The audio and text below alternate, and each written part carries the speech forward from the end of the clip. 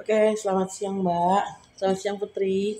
Oke, bertanya aja ya tentang bagaimana sih seorang ibu dan seorang anak, hak dan kewajiban seorang ibu maupun anak dalam em, menjalin eh, kebersamaan di dalam sebuah keluarga. Ya, nah, kalau misalnya kayak Mbak Ayu sebagai orang tua menghadapi anak yang sekarang dibilang generasi Gen Z ya, seperti apa sih dalam mendidik anak yang Gen Z gitu loh? Kalau aku sih ya sebagai orang tua putri, apalagi kan masih remaja, masih 16 tahunan lah istilahnya. Dia ini cara pengajarannya itu dibebasi tapi nggak bebas-bebas banget, kayak misalnya dia harus eksplor sendiri, harus mandiri, tapi tetap sama aku Pengawasan dipantau, ya. pengawasannya tetap tetap diliatin terus gitu. Makanya kemana-mana kalau aku bisa anterin, aku anterin gitu. Tapi kalau misalnya lagi nggak bisa, saya kasih kebebasan dia untuk bertanggung jawab sendiri. Mm. Kan sekarang juga kan udah ada handphone, udah ada lewat sosmed kan mereka kan suka update-update tuh, jadi kan kita bisa tahu kegiatannya mereka seperti apa gitu. Jadi juga jangan terlalu dilepas dan juga jangan terlalu dicuekin gitu. Tetap pantauan orang tua harus tetap selamanya. Tapi kalau kalau misalnya Mbak sendiri melihat gitu loh, kan di luaran sana kadang anak-anak sekarang kan pengennya bebas gitu loh. Gimana Mbak melihat hal itu gitu? Ya bebasnya dalam konteks apa dulu nih, ya nggak sih? Kalau misalnya pergaulan bebas tetap saya nggak setuju gitu ya. Tetap namanya kita di budaya timur kan tetap harus kontrol setiap kegiatannya anak kita sendiri gitu ya. Nah kalau misalnya di atas, kalau di luar negeri sih di atas 18 tahun emang boleh dibebaskan, tapi kalau di kita karena saya mengalami budaya timur tetap mau usia berapapun tetap dipantau, tapi tetap juga dikasih kebebasan. Tapi kalau Mbak Ayu kan punya anak pasti ada di atasnya Putri gitu, pasti ada ya. Ada kakaknya juga ya. Ada. Itu apa namanya? Artinya kan masih remaja-remaja juga kan semuanya gitu. Bagaimana sih mungkin supaya mereka tidak melakukan yang aneh-aneh gitu loh. Ya yang tadi aku bilang tetap dikasih tanggung jawab, karena biar bagaimanapun juga tanggung jawab itu ya yang mereka bertanggung atas dirinya sendiri gitu. Dan intinya jangan mempermalukan keluarga, itu aja sih. Artinya agama juga harus di ini ya. Agama harus tetap dijalankan, terus kehidupan sehari-hari juga intinya pokoknya semua harus buat keluarga lah. Tapi kalau misalnya pasti mereka memang dikasih kegiatan misalnya kayak les kayak apa gitu pasti ada ya dalam inian dalam sehari-hari tuh banyak kegiatan dari mereka sehingga lupa untuk yang gimana-gimana mungkin. Ya harus, jadi ya selain itu juga harus dikasih kegiatan yang positif. Kayak Putri, saya terjunin ke dunia modeling gitu, terus ke dancer gitu, ke tari-tari tradisional. Jadi kegiatan-kegiatan yang positif aja. Tapi kalau untuk ribut pasti ada dong ya kalau selisih paham lah. Tentu pasti, walaupun dipantau kita tetap ada ributnya gitu. Tapi Tapi kan namanya anak sama orang tua kan kalau setuju-setuju aja mereka juga nanti nggak berkembang gitu ya. Jadi emang pasti ada ribut-ribut kecil lah. tapi didikan yang keras nggak sih di keluarga ini Putri? Oh enggak. Saya pun dari dulu tidak pernah dididik keras, jadi memang sejalannya kamu aja, yang penting tetap pantauan orang tua dan tidak mempermalukan orang. Nah kalau Putri sendiri gimana Put?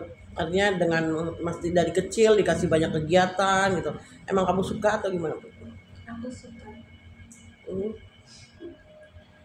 Iya sih, aku suka, emang ingin menyibukkan diri dengan yang hal-hal yang aku suka dan mama support juga, karena ya emang untuk kebaikan di masa depan itu sih. Kalau dibilang Gen Z tuh Gen Z generasinya yang lemah seperti apa sih buat kamu? yang nggak semua ganja terima, karena ya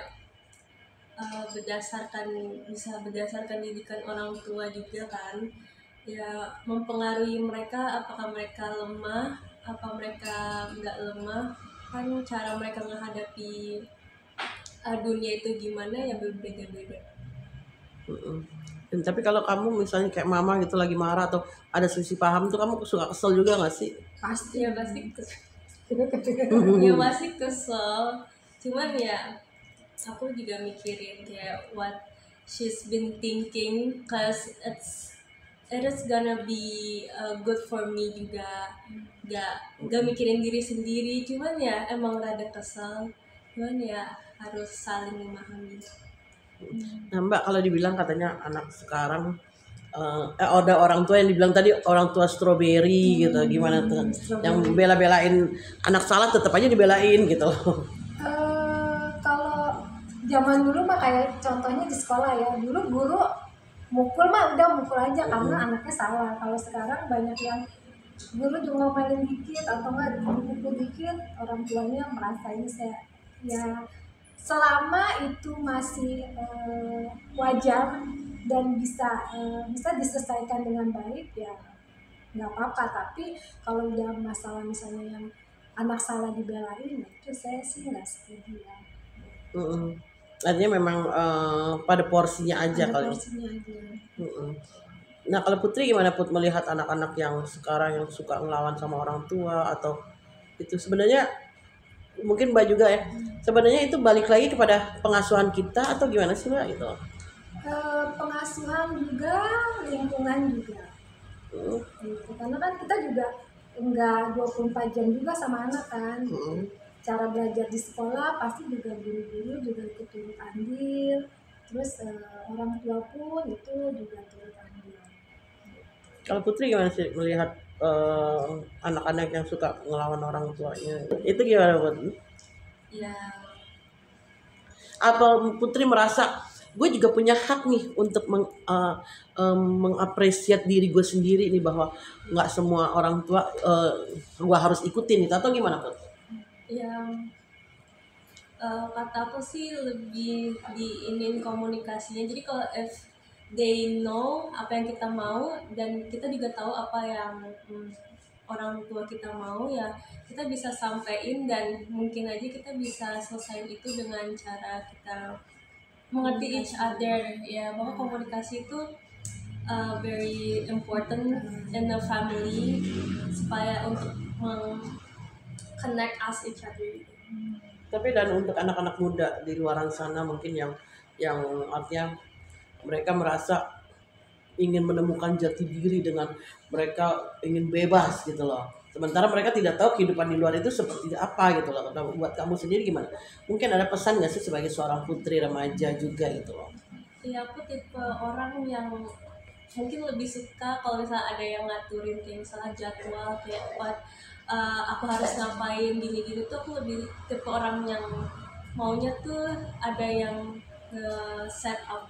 Jadi kalau misalnya disuruh bebas aku juga bingung, pasti kan harus ada bimbingan dulu, jadi harus ada pengertiannya di sini tuh gimana, ya pokoknya gitu.